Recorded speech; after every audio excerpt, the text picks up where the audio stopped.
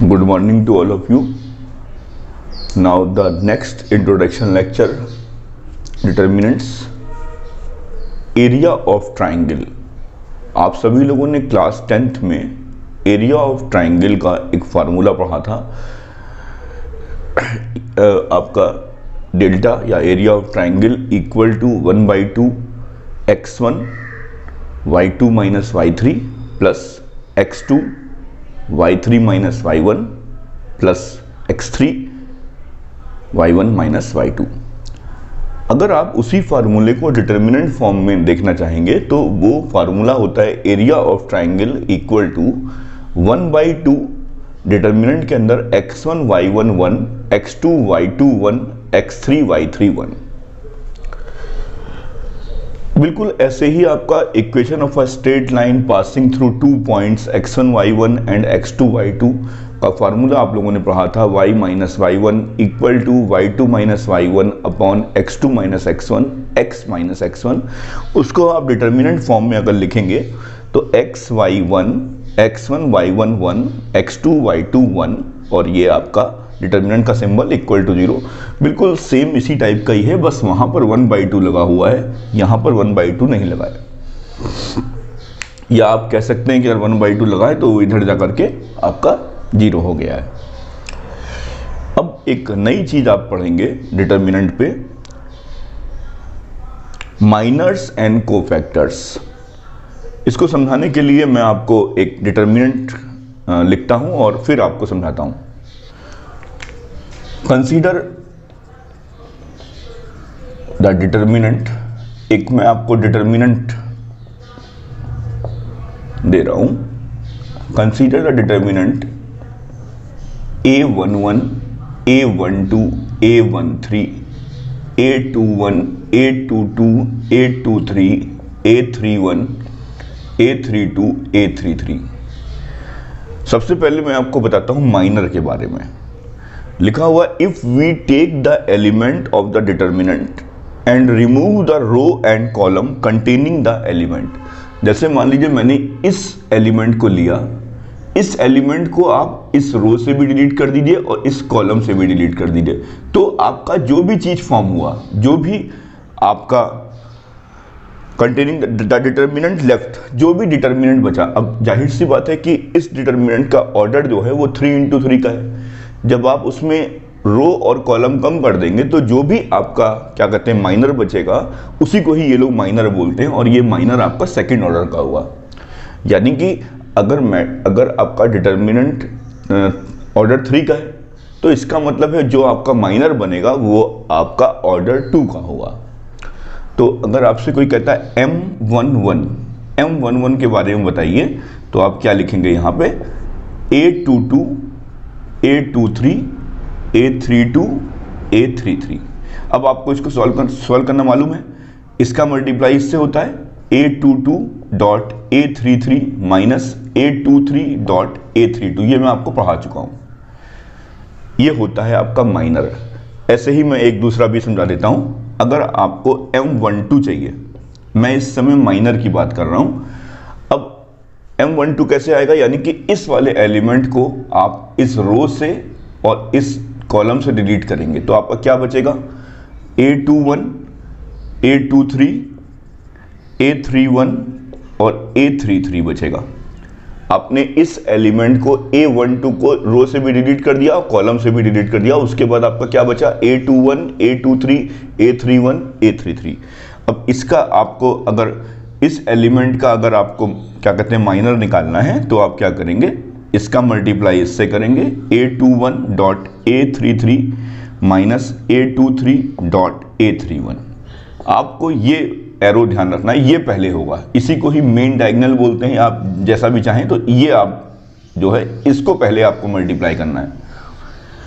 अब ऐसे ही आप M13 निकाल सकते हैं। M13 के लिए आप इस रो को यहां से, इस रो से और इस कॉलम से डिलीट कर देंगे, जो बचेगा वो आपका माइनर हो जाएगा।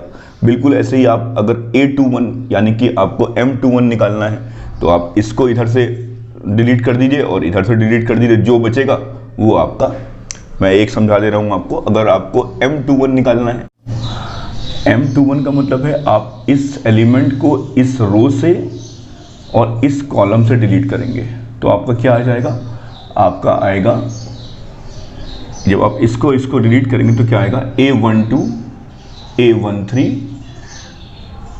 A32 and A33।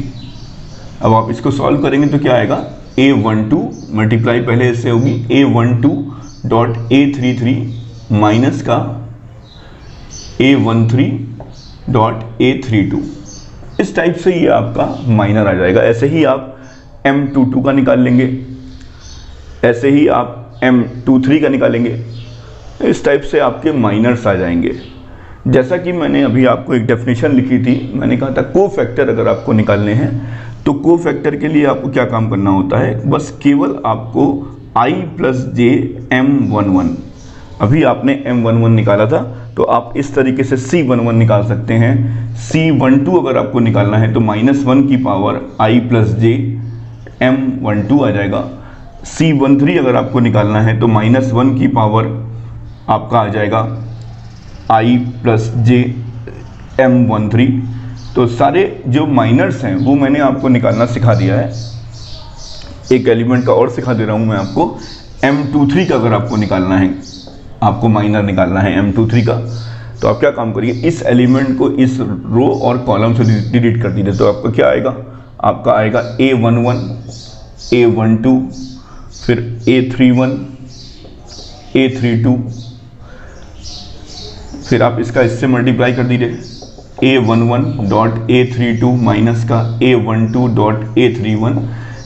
इस तरीके से आपका माइनर एलिमेंट 23 आ जाएगा। अब अगर आपको कोफैक्टर निकालना है C23 का तो -1 की power I plus J M23, जो भी वैल्यू यहाँ आएगी यहाँ पुट कर दीजिएगा और इस तरीके से आपके माइनर्स और कोफैक्टर निकल आएंगे। अब देखिए ध्यान से, next point most important point है, value of determinant of a matrix A is obtained by sum of product of elements of a row और column with corresponding cofactors, with corresponding cofactors. देखिए ध्यान से, आपने एक एलिमेंट लिया और उसका कोफैक्टर लिया, उसी के करस्पॉन्डिंग कोफैक्टर लिया, A11 C11, A12 C12, A13 C13। अगर आप इन सबको ऐड करते हैं तो वो जो वैल्यू आएगी वो आपकी डिटर्मिनेंट की वैल्यू आएगी। आपने डिटर्मिनेंट को निकालना दूसरी तरीके से भी सीखा हुआ है, मैंने आपको सिखाया था। तो यहाँ पर डिटर्मिनेंट की वैल्यू आपकी, अगर कोफैक्टर आपको दिए हुए हैं तो आप इस तरीके से डिटर्मिनेंट की वैल्यू को निकाल सकते हैं। बिल्कुल ऐसे ही A11 C11, A21 C21, A31 C31, अगर आप इनको ऐड करेंगे तो क्या आ जाएगा, डिटर्मिनेंट की वैल्यू आ जाएगी। लेकिन ध्यान रखिएगा, अगर आपने उसके करस्पॉन्डिंग कोफैक्टर नहीं रखा, अगर आपने उसके करस्पॉन्डिंग कोफैक्टर नहीं रखा तो आपका आंसर जो है 0 आएगा। तो इस पे बेस CBSE बोर्ड में 1 मार्क का क्वेश्चन एक जरूर आएगा आपको। अगर ये सही लिखा हुआ है, करस्पॉन्डिंग लिखा हुआ है तो इसका आंसर जो है वो सही होगा। कभी कभार क्या होता है एग्जाम में, यहाँ पे C की जगह आपको दे देगा M, तो ये बात, अगर यहाँ M लिखा हुआ तो आपका गलत है। हमेशा लिखा हुआ है element, product of element and with corresponding cofactor, cofactor लिखा है ना कि माइनर लिखा है। तो इस चीज़ का आपको ध्यान रखना है। Adjoint of a square matrix, if A equal to एक आपको मैट्रिक्स दे रखी है और अगर आपको उसका एडजॉइंट निकालना है तो मैंने अभी आपको कोफैक्टर्स निकालना सिखाया है। हर एक एलिमेंट का कोफैक्टर आपको निकालना सिखाया है मैंने। C11, C12, C13, C21, C22, C23, C31, C32, C33। आप इस तरीके से कोफैक्टर्स निकाल लीजिएगा और बाद में उसका ट्रांसपोज करना मत भूलिएगा। आपने पहले कोफैक्टर से एक मैट्रिक्स बनाई और जब आप उसका ट्रांसपोज करेंगे तो वो मैट्रिक्स जो आएगी आपकी, वो आपकी एडजॉइंट A आएगी। इसीलिए एक तो इस इंपॉर्टेंट पॉइंट को आपको याद रखना है, adjoint of a square matrix, हमेशा एडजॉइंट जो है स्क्वायर मैट्रिक्स का ही आएगा। और जो भी कोफैक्टर आएगा, जो भी कोफैक्टर होगा, उसका कोफैक्टर से जो मैट्रिक्स बनेगी उसका ट्रांसपोज कर दीजिएगा तो उसकी वैल्यू आपकी एडजॉइंट A के इक्वल आ जाएगी। अब मैं आप लोगों को एडजॉइंट मैट्रिक्स और इनवर्स मैट्रिक्स की प्रॉपर्टीज़ के बारे में बताऊंगा। Thank you.